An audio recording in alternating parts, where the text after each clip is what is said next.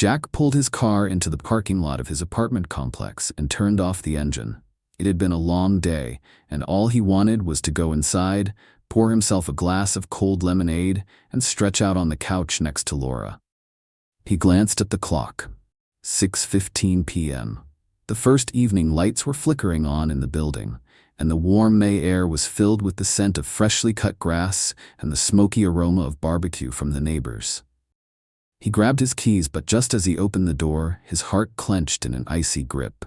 Through the soft hum of the evening city, a desperate, gut-wrenching scream pierced the air. "No! Stop! Oh God, please stop!" Jack froze. It was Laura's voice. A cold panic slammed into his chest. His head snapped up. The 5th floor. Their apartment.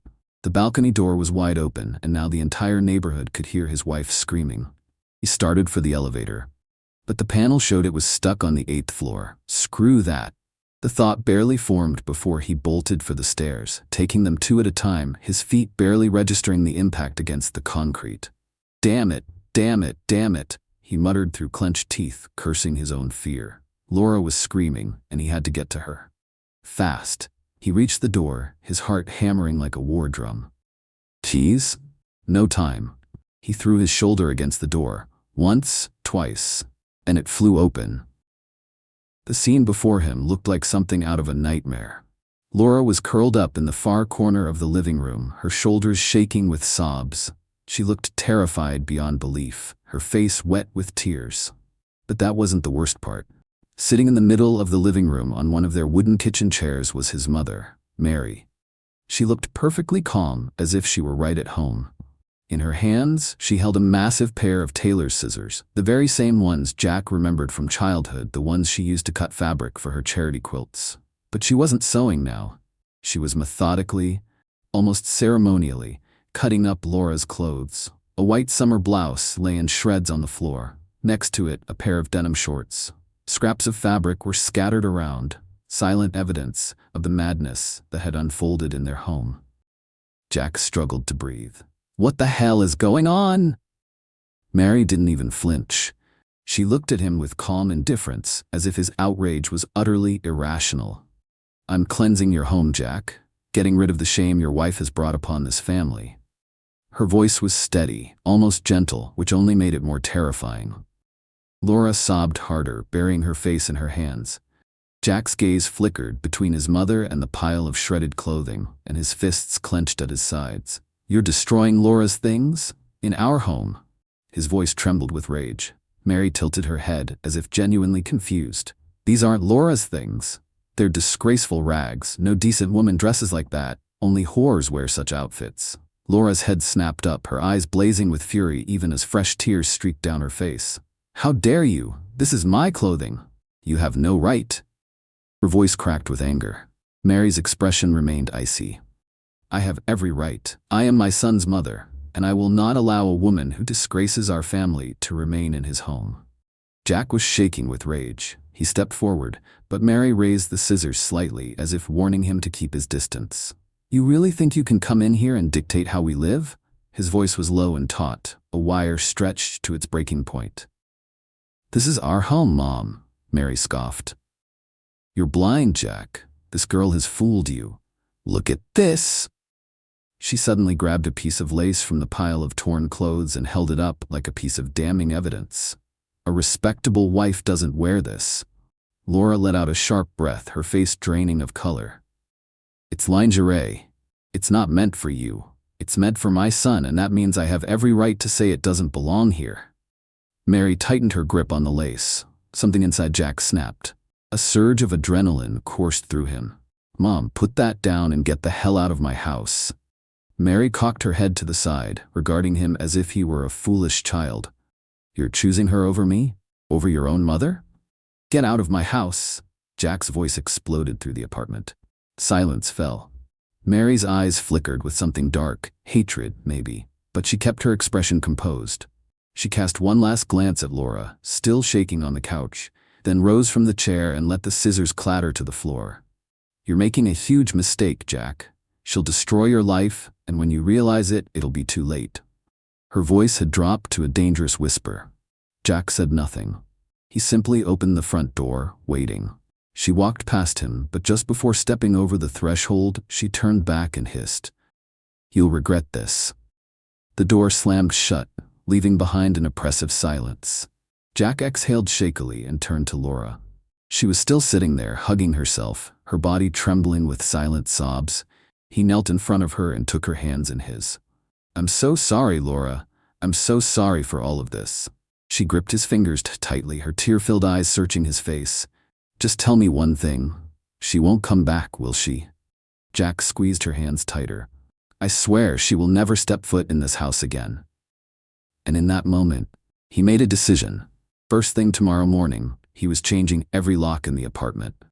Jack slowly shut the door, but his hands were still shaking with rage. He took a deep breath, but the air felt thick, heavy with tension and unease.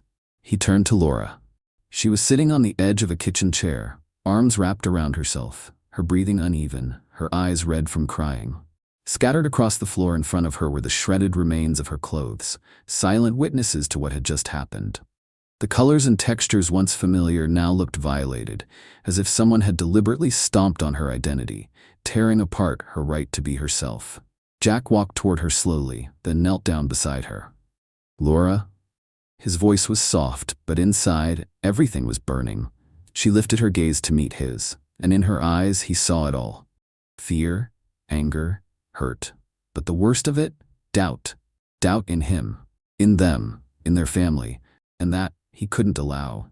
"I'm sorry," he whispered, taking her hands in his. "I never should have let this happen." Laura swallowed hard, her lips trembling. "Jack, she's coming back, isn't she? She always comes back." He shook his head. "No, tomorrow I'm changing all the locks. She's never setting foot in this house again." His voice was firm. He surprised himself with how certain he sounded. Laura took a deep breath, wiped her tears, and stared at him for a long moment. This isn't normal, Jack. This isn't just anger or jealousy. This is something else. How the hell did she even come up with this? My clothes? My underwear? Did you see the look on her face while she was cutting it all up? Jack clenched his jaw. Yeah, he'd seen it. And that was the most terrifying part. There was no outburst of rage, no wild fury in his mother's eyes, just cold, calculated superiority, like a judge handing down a sentence. She's always been controlling, he said carefully, searching for the right words. But not like this. Not this far. Laura let out a short, bitter laugh. Not this far? She repeated. Jack, she destroyed my things. Sat in the middle of the living room like a damn queen with a pair of scissors shredding my clothes to pieces. I couldn't even stop her. And when you walked in, she looked at you like you were the one who betrayed her. Like she was the victim. Jack ran a hand down his face. Laura was right. This was more than just control. It was like his mother truly believed she had the right to dictate his life, his family, his wife. And when she lost control, like today, she reacted as if she were defending something sacred. You realize this isn't normal, right? Laura's voice was sharp, demanding an answer. Jack nodded. I know, and I'm going to do something about it. Laura sniffled but looked a little less panicked now. She wiped her face with her palms, inhaled deeply, and slowly exhaled. Okay, but you know what scares me the most? Jack looked at her, waiting. Laura shook her head. She doesn't think she did anything wrong. She doesn't see this as insane. Worse, she actually believes she did the right thing. Jack squeezed her hand tighter. We'll handle it. I promise. At that moment, the doorbell rang. Laura flinched, instinctively grabbing his arm. Her eyes widened in fear. It's her, she whispered. Jack stood up slowly, his heart pounding. If it was his mother, if she had come back, he clenched his teeth, bracing for another fight. He took a step toward the door and looked through the peephole. It's not her, he muttered, then unlocked the door.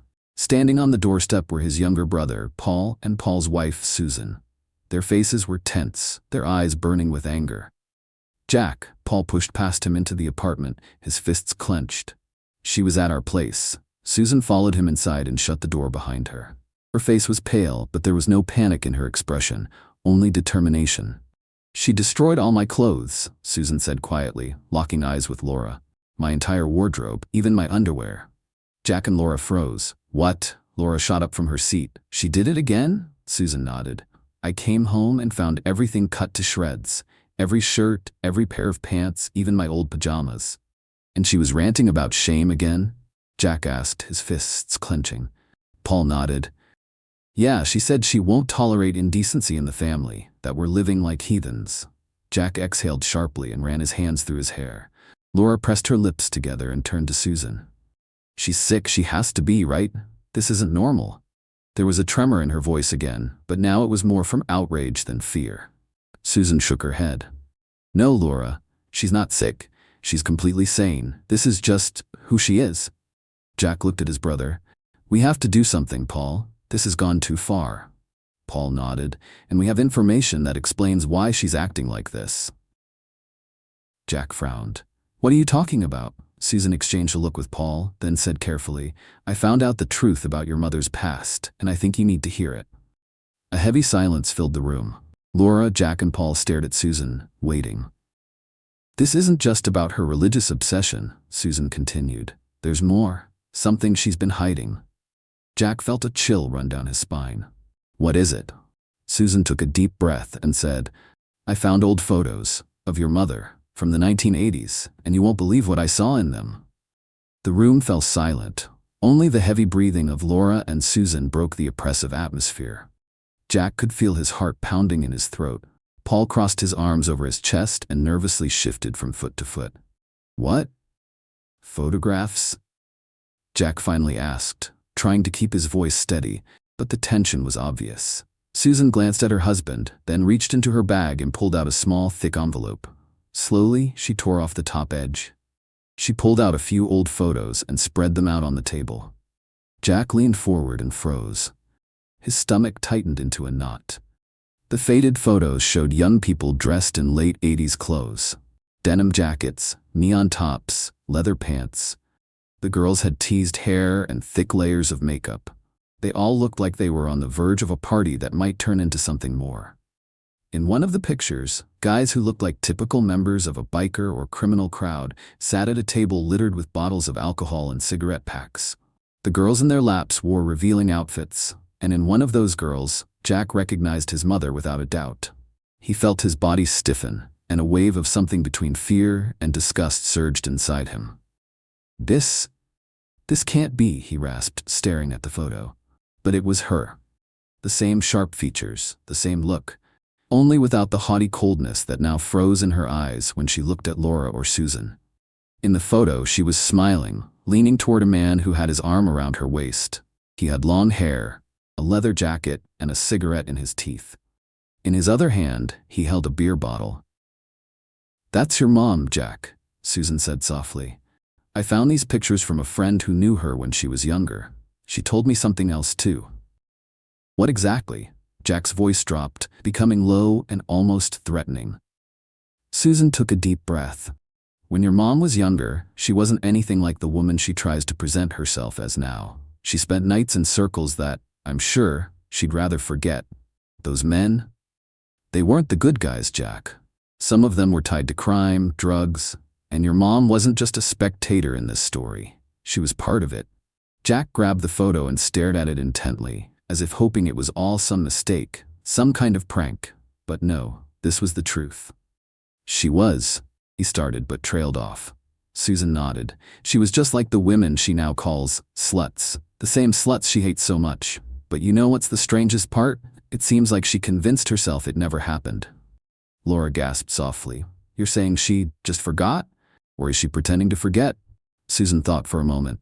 Maybe both. Or maybe she's so ashamed of her past that she's willing to destroy any woman who reminds her of herself when she was young. Oh my God, Jack whispered. He ran his hand over his face, feeling his thoughts spin out of control. Paul spoke for the first time in a long while. We can't just leave this. She's interfering with our lives. She's breaking our family apart, controlling us like we're children. We've got to do something, Jack. Jack swallowed. He knew his brother was right, but what could he do? Go to her with these photos and accuse her? That would start a storm. What if she really didn't remember or had chosen to forget? How would she react? Laura suddenly stood up. She's never setting foot in this house again, Jack. Never. I'm not living under her control. Jack looked at his wife and nodded. I'll change the locks tomorrow. And then what? Paul asked. She won't stop. You know she won't give up so easily. If she really believes she's on a crusade for our purity, this won't be the end. She'll keep pushing. Susan nodded. We need to talk to her, but not one-on-one, all of us together. Jack tensed up. And what do we say to her? Mom, stop terrorizing us. We know you weren't always this perfect. That's just gonna make her even more furious. We've got proof, Jack, Susan said. These photos, the story from her friend. We can lay it out. We know the truth. Jack paused. Everything inside him resisted the idea. Confronting his mother had never ended well. She always won, always came out unscathed. But now something felt different. He wasn't the child she could shame anymore. He wasn't going to let her destroy his family. All right, he said finally. We'll go to her, and we'll settle this once and for all. Laura and Susan exchanged glances, and Paul nodded. Tomorrow morning, all of us together. Jack sighed. He knew this meeting would be the hardest thing he'd ever done, but they had no choice. The next day, they headed to his mother's house, ready to challenge the past she'd been trying to forget. The next morning, Jack, Laura, Paul, and Susan stood in front of their mother's door.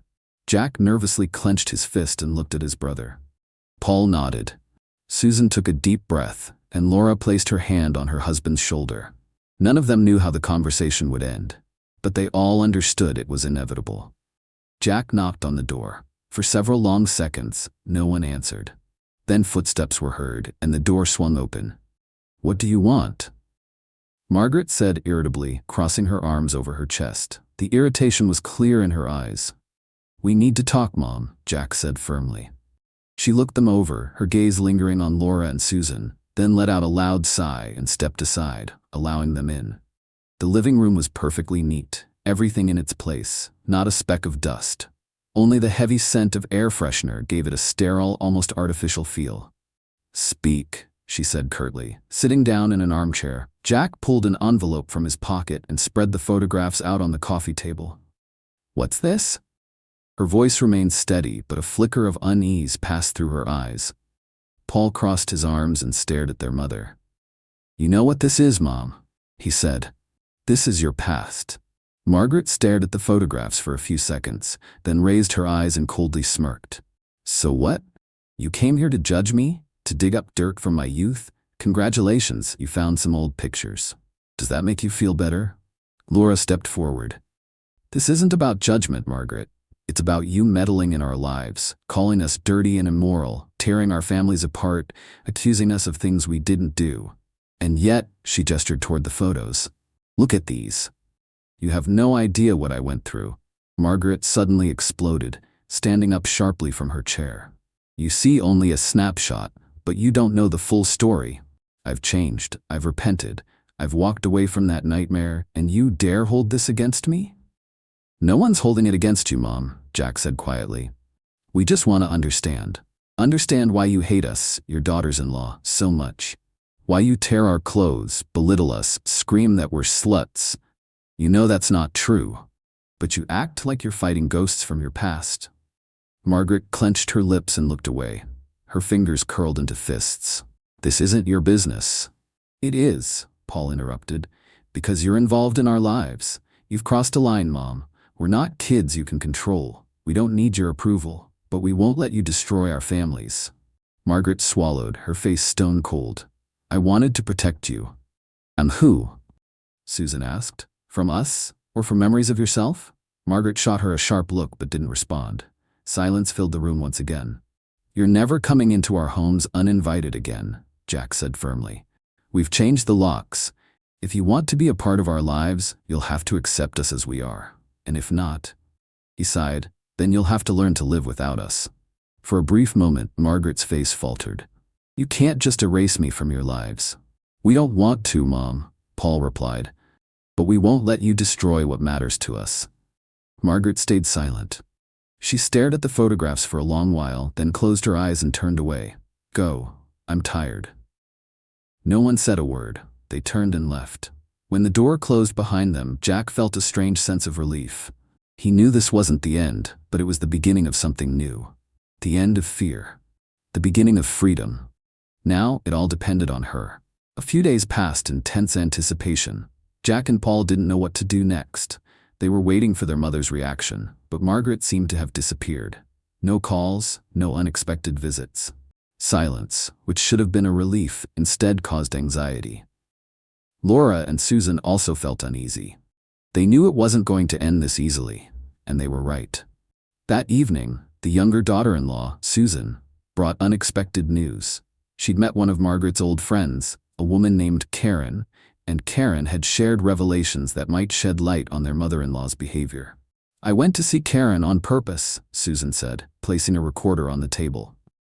"And here's what I found out." Jack, Paul, and Laura exchanged glances. Paul hit the play button, and the room filled with the trembling voice of an elderly woman. "You're asking what she was like? Oh, honey, Margaret in her youth was fire. I never would have thought she'd change like this. We were inseparable. She knew everyone, and everyone knew her. Of course, we had our ways of making money. Sometimes we had to deal with not the best people. But back then, we didn't think we were doing anything wrong. It was a different time. Tough guys, nightclubs, quick money. We lived the way we knew how. And then something happened that made her disappear. She cut all ties and went into a different life. I'd never seen her so determined. Like someone had broken her." There was a heavy sigh on the recording. "I don't know what exactly happened, but from that moment on, she was different. She believed she had to atone for her sins. And the older she got, the more that idea consumed her. I think that's why she behaves this way with you. She sees in you the girls she once hung out with. Or maybe she's afraid you'll make the same mistakes she did." The recording stopped. A few seconds of silence hung in the air. "So it's not just religious obsession," Paul said quietly. "These are her personal demons." "But why does she have to destroy us?" Laura shook her head in confusion. "We're not responsible for her past." "Maybe that's exactly why," Susan replied. "She sees in us the part of herself she hates, and she's trying to destroy it by any means necessary." Jack rubbed his face with his hands. He felt that all of this was far more complicated than just dealing with a controlling mother. Now he saw not only a woman terrorizing their families, but also someone who had spent her whole life fighting the ghosts of her past. "We need to talk to her," he finally said. "One last time." The family headed back to Margaret's house. They didn't know what to expect. But now, they had more than just accusations. They had understanding. When Margaret opened the door, her face was weary, but her gaze was still hard.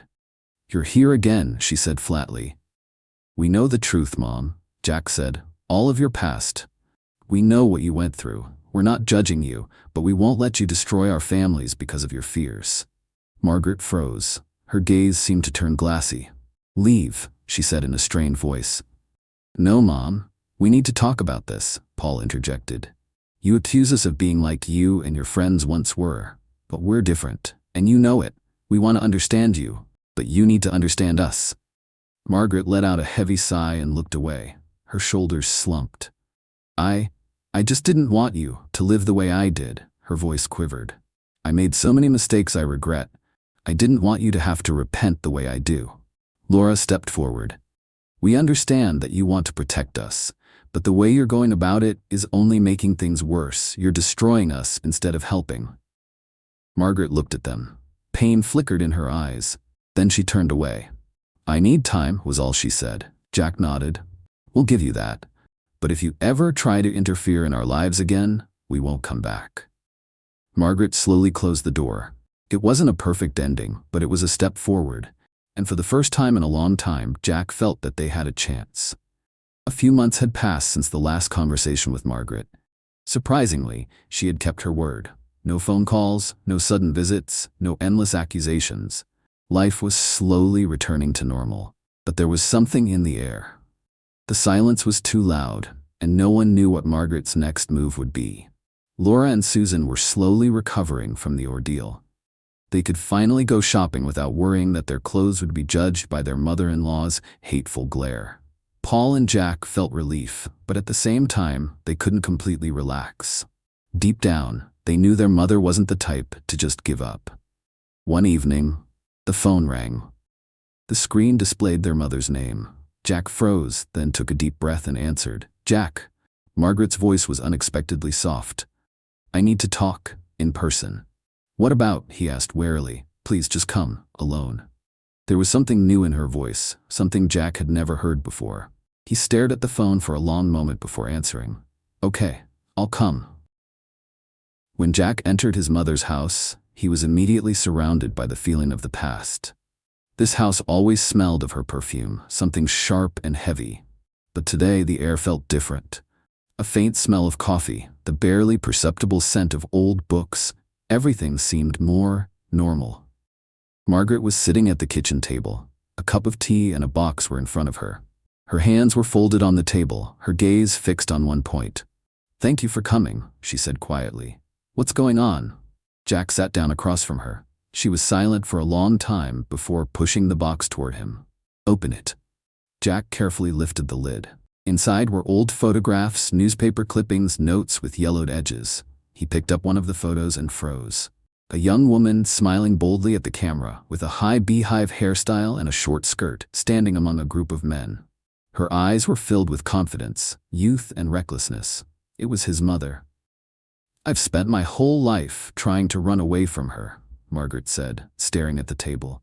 "From the girl in these photos, I wanted to forget who I was, pretend it never happened." Jack silently flipped through the photos. Some showed his mother with women he didn't know. Others with men whose faces he never wanted to see next to his family. "Why are you showing me this now?" he finally asked. Margaret sighed. "Because I realized something. I spent my whole life trying to destroy in you what I hated in myself. I projected my guilt onto you, onto your wives. I thought I was protecting you, but really, I was just trying to save myself." She closed her eyes.